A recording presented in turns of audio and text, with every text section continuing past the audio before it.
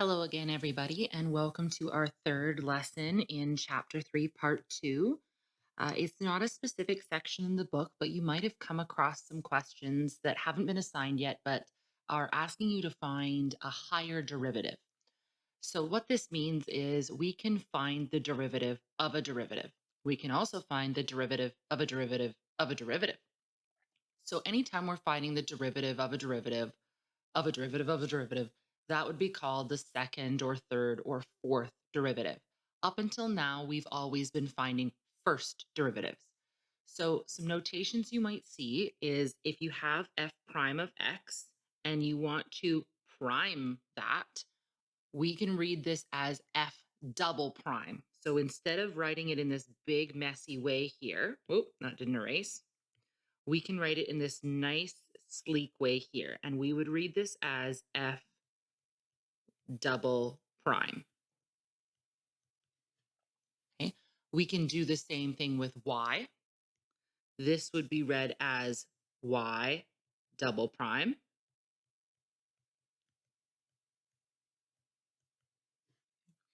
If we find the derivative of an implicit derivative, we would see this notation here. So this would usually be used if you're finding the second derivative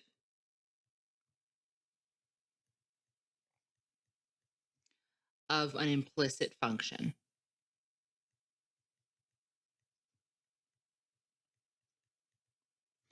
So if we're just doing f double prime or y double prime, these are usually very straightforward. Sometimes they can get a bit messy if you, for example, have to use chain rule or product rule over and over again. They can get very long, and often there's not a lot you can do to simplify. Sometimes you can factor some stuff out, but that's usually about it. If you're finding the second derivative of an implicit function, it becomes a little bit more complicated. So I'm going to show you a very basic one first, and then we're going to go through an implicit one, and then you're going to have practice. So this is not a super long set of notes today. I will go through the implicit one slowly, but for this one will take us not much time at all. So first, if we want to find the first derivative of f, we would call this f prime. That would be our first derivative.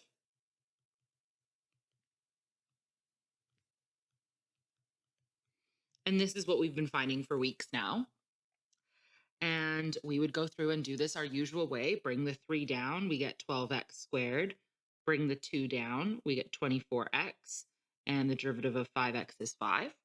We want to find the second derivative.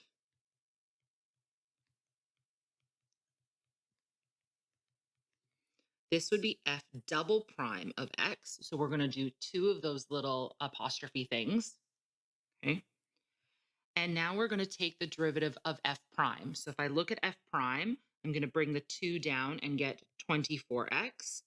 And then the derivative of 24x is 24, and the derivative of 5 is 0. So we'd leave it like this. And we can keep going until our derivatives all are equal to 0. Okay, so we could find a third and a fourth one here. And then after that, they would all start being 0, and there's no point. So quite simple, find the derivative of your derivative. Okay, now just a couple reminders. I guess before your reminders, first, your derivative of your second derivative is the third derivative, etc. So we would read this as f triple prime, etc. Okay. So just a reminder, the derivative of your position function was velocity. We know that. We've seen those questions. Okay. If we do the second derivative of the position function, or in other words, we do the derivative of velocity, this is actually acceleration. Okay.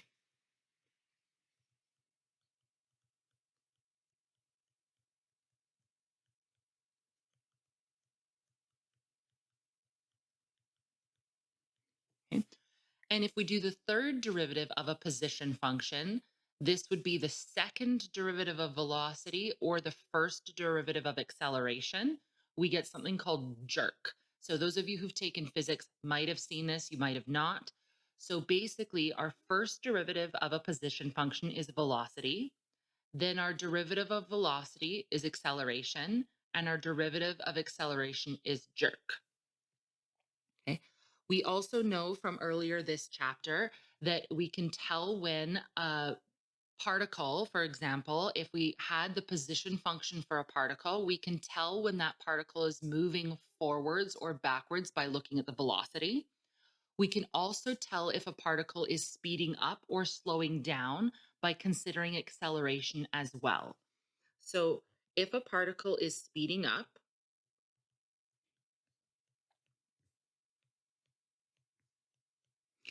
if acceleration and velocity have the same sign.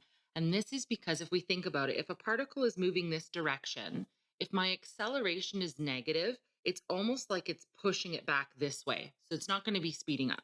If my acceleration is positive, it's going to make it go that way even faster. Okay.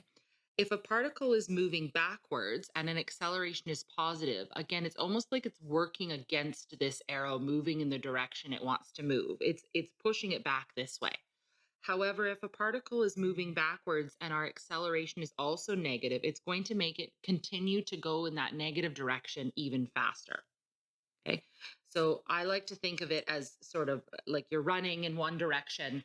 And if your acceleration is going in the same direction, you're getting pulled that way even faster. But if I'm running in that direction and my acceleration is the opposite sign, is the opposite direction, it's like it's resisting me moving that direction. Okay. So a particle speeds up if acceleration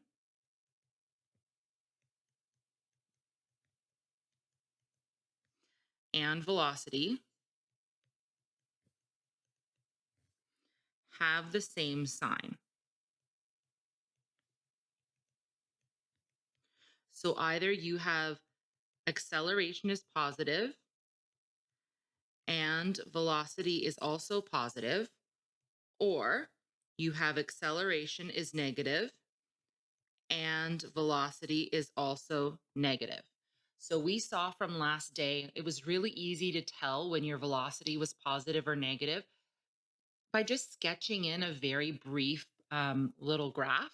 You can do the same thing for acceleration. You can sketch in a very brief little graph and then be able to see where are they both positive and where are they both negative. And that will tell you when your particle is speeding up. Okay. Your particle would be slowing down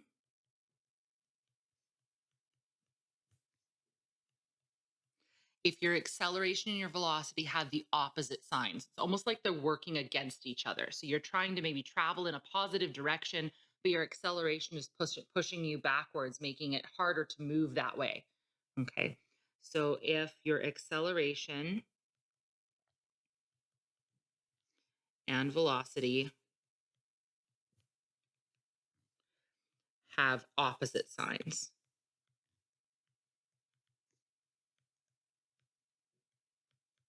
Okay. In other words, if your acceleration is positive, your velocity would be negative, or if your acceleration is negative, your velocity would be positive. Okay. Again, I find it helpful. Usually, what will happen is they will give you a position function that's a cubic. Your velocity, therefore, will be some sort of quadratic. And then your acceleration will be some sort of linear graph. And so if you graph those together, you can see there are some times where they're both negative in here, or times where they're both positive. But then there's also times here where one of them's positive and one of them's negative. Okay. Now, the only problem with these is these get a little bit messy.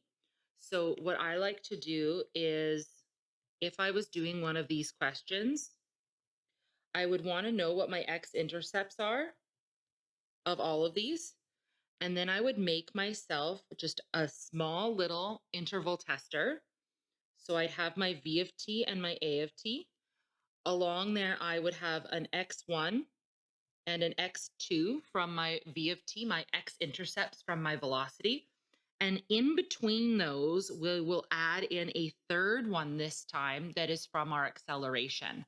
And what will happen is then when we go along this interval, if I was going off the pictures I have here, my x3 is usually in the middle between those x1 and x2s. And so I would have something like positive, negative, negative, positive, and then something like negative, negative, positive, positive. And so I can see very easily where they're both negative, both positive, or have opposite signs. So this is how I would try and figure out where the signs are positive and negative in relation to each other. That would be my go-to method. Normally, I don't like to do the interval testing if I don't have to, but for this type of problem, I find that it can just clean things up a bit because my graphs, if I'm just sketching them haphazardly, can get really messy. Okay.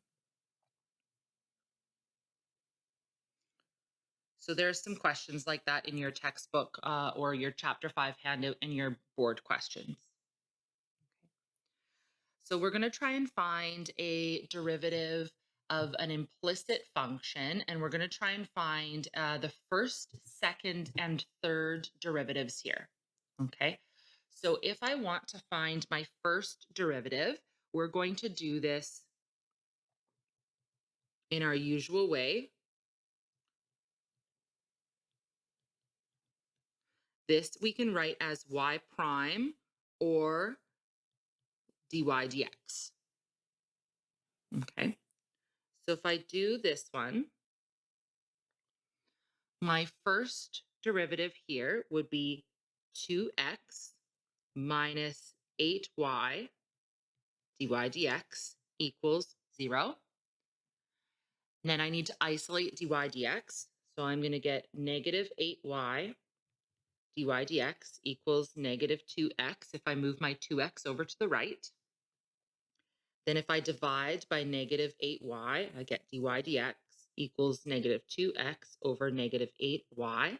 And I'm going to want to simplify.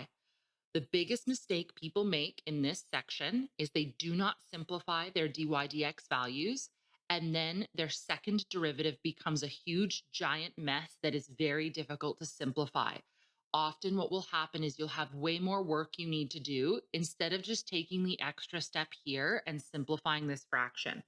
So I'm going to simplify this to get x over 4y. So this is our first derivative.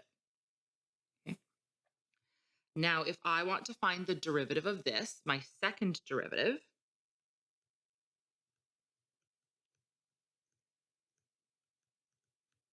this would be y double prime, or if we're talking about an implicit differentiation, an implicit derivative, we write this as d2y over dx squared.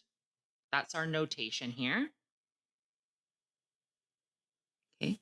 So if I take the derivative on the left, when I think about this as, if I thought about this as a y prime equals x over 4y, I would have y double prime on the left. But since I have a dy dx, I'm going to write the derivative on the left is d2y over dx squared. And then on the right-hand side, I'm going to need quotient rule. So my quotient rule is the derivative of the top, which is 1, times the bottom stuff, minus the derivative of the bottom. The derivative of the bottom would be 4 dy dx times the top stuff, all over the bottom squared. Okay. Now, the problem we have here is 1, the top has that dy dx on it, and 2, the bottom, I need to actually square this to make myself have a little bit of an easier time for when I do my third derivative, because if I actually square this, I can start doing some simplifying. Now, the dy dx is a problem. We know what dy dx is. We already found this. We know that this equals x over 4y. So we're actually going to put that in here. We have our first term is 1 times 4y, which is 4y. Then we have minus. We have 4 times x over 4y instead of a dy dx times x. And then at the same time, I'm going to square the bottom and get 16y squared. Now, on the top, we can see that we have a 4 times x over 4y. So these 4's are going to cancel each other out. And now we have a 4y minus x times x over y. So we have x squared over y all over 16y squared. Well, that doesn't look like a squared, does it? Okay. Now our last step is to try and fix this up a little and make it not so messy because we have fractions and fractions here. What I really would like to be able to do is bring this y down to the bottom, but I'm not allowed to do that unless I add an extra y on the top 4y part. So what I'm actually going to do is I'm going to multiply the top by y and the bottom by y. And this will give me 4y squared minus x squared on the top and 16y cubed on the bottom. Okay. And this is my second derivative.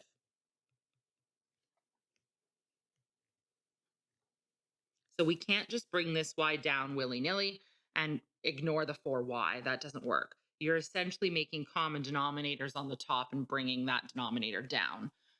Or you can think of it as, I want to get rid of the denominator y that I have in that top fraction there. And so if I multiply by y on the top, that will get rid of that denominator, but I would also have to multiply by y on the bottom. Okay. So we've done a first derivative, we've done a second derivative. So you should never still have dy dx's inside your other derivatives. We know what dy dx is. We can substitute that in.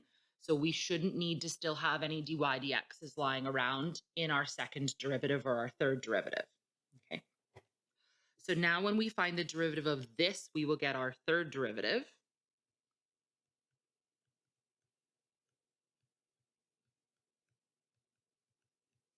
Which would be y triple prime or d cubed y over dx squared.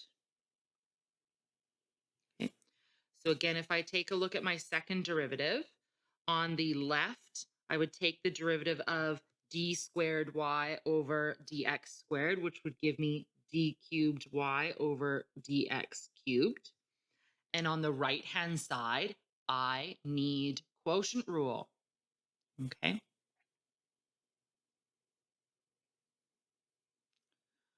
So if I do quotient rule here, I would get the derivative of the top, which would be 8y dy dx minus 2x times the bottom, which is 16y cubed, minus the derivative of the bottom. I'm going to run out of space, so I'm just going to erase this and move this over. I've got too big a writing here.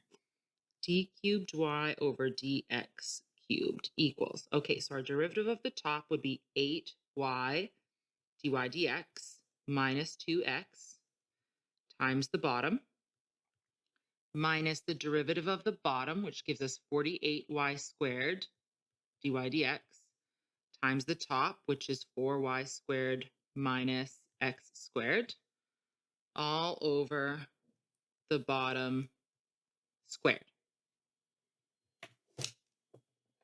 All right. So let's try and fix this up a little bit. We've got 8y dy dx, which is x over 4y,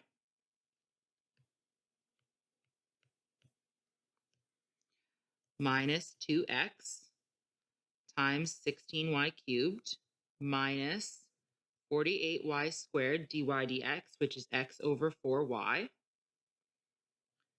times 4y squared minus x squared, all over 16y cubed squared. Okay, so now we've got a bunch of stuff that can cancel out on the top. In this first term, the 4y can cancel with the 8y and become just a 2. Over here, we've got the 4y, which can cancel with one of these y's, and the 48 would become a 12. Okay, so now we have 2x minus 2x times 16y cubed minus 12xy times 4y squared minus x squared, all over 16y cubed squared. Now notice you've got 2x minus 2x here. This is equal to 0, which means this whole first term goes away. And we end up with negative 12xy times 4y squared minus x squared. I'm going to now actually expand that bottom part. I get 16 squared, which is 256, y to the sixth. Now, notice how you've got some y's on the bottom and you've got y's on the top. Okay. Now, 256, can that be divided by 12 is the question. No, it cannot. But 256 can be divided by 4, and so can 12.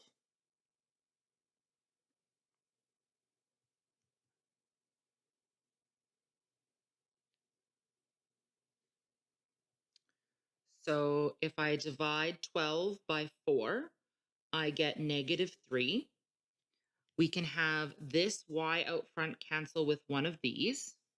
So I'm going to get negative 3x, 4y squared minus x squared, all over 256 divided by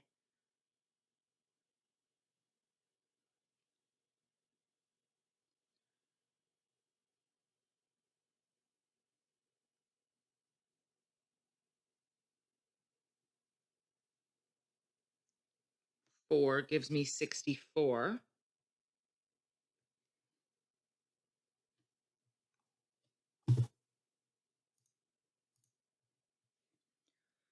Now, this doesn't look great, but if we go back to the very original question,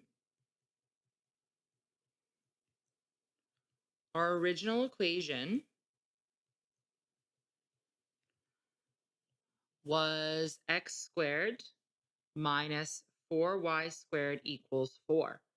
Well, notice here, I have something that looks awfully similar to this, but like backwards. So if I factor out a negative 1, I get 4y squared minus x squared equals negative 4. I can plug that in. Okay. So if I plug that in here, if I plug negative 4 in here, I'm going to get negative 3x times negative 4 all over 64y to the fifth. Now the 4 on the top can cancel out with some of the stuff from 64 on the bottom. And so I end up with a positive 3x over 16y to the fifth is my third derivative. And we're done. So this guy canceled out with some of this. Okay. Now, if you take a look at our second derivative, we could have fixed that at the beginning. Okay. So we could have actually, for our second derivative, done the same thing here. And so if we had simplified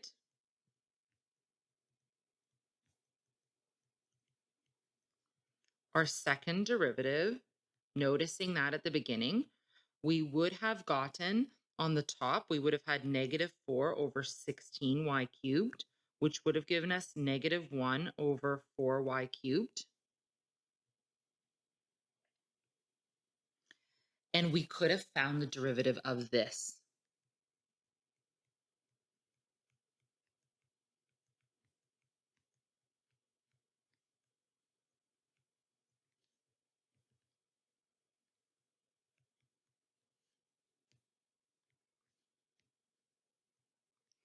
So basically what I'm saying is we found a really gross triple derivative because we didn't simplify at the beginning, but you end up with the same answer. So if you're going through a question and you're like, man, this is disgusting, it could be that there's something towards the beginning in one of your other derivatives you could have simplified, but you just didn't see it. Okay. So if we found our second derivative in the big red box and left it like that, we can see from all of the work in black, we had no problem still finding a third derivative. Okay. However, if we had noticed when we were in the purple stuff in the big red box that our numerator was very similar to our original question and had simplified that with a -4 at the beginning, we would have had a much easier second derivative to use to find our third derivative, and we would have gotten the same answer, but it would have been way fewer steps. What essentially would have happened is when we used quotient rule, we would have gotten to this step here a lot quicker. Or we could have rewritten it and used chain rule. That would have worked as well. Okay. So with your implicit differentiation, if you're finding a second or third derivative, you should not still have dy dx's in your answer. Those should be replaced back with the dy dx you found. But also take a look at your original function and see if that can help you simplify things at all, because it might. Okay. We're going to be using implicit differentiation for the next two sections as well in word problems. And so implicit differentiation is something you will continue to see. It is difficult. It can get quite messy, as you can see. But if you have questions, please ask and try some of those practice questions at the bottom. Again, there's way more here than you would need. Do what you feel like is necessary. Okay. And that is all for today.